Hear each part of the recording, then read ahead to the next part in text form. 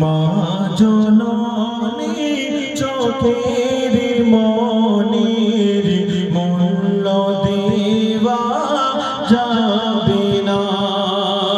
মায়ের দুধের কেউ কোনদিন শোধ করিতে পারবে না।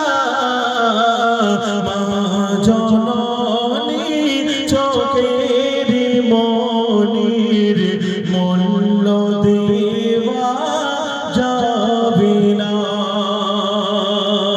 মা হলো তোর অমূল্য রতন, মা হলো তোর অমূল্য রতন। কেন কেউ হবে না মায়ের মতো।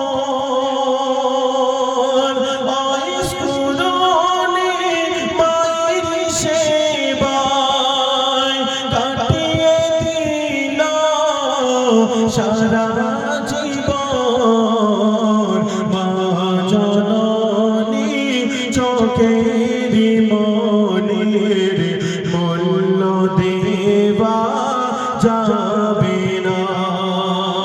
10 মাস ছিলাম মায়ের উদরে, কেউ হবে না মায়ের সমান।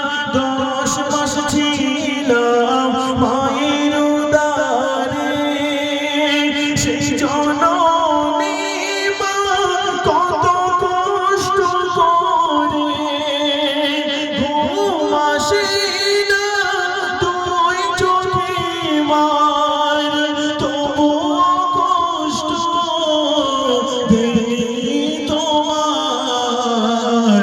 মা জননী চোখের মনির মূল্য দেওয়া যাবে না। 10 মাস ছিলাম মায়ের উদরে, জননী মা কত কষ্ট করে ঘুম আসে না দুই চোখে মার, তবুও কষ্ট দেনি তোমার। মা জননী চোখের মনির মূল্য দেওয়া যাবে না।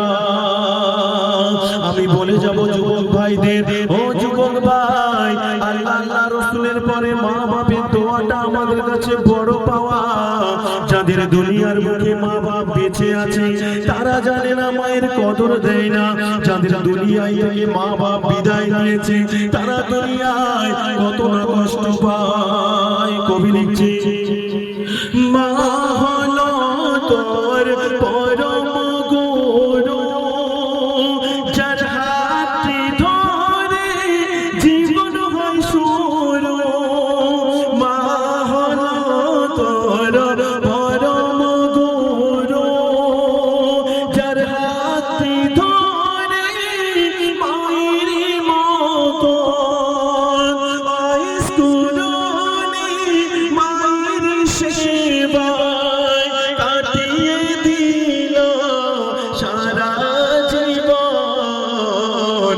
মা জননী চোখের মনির মূল্য দেওয়া যাবে না।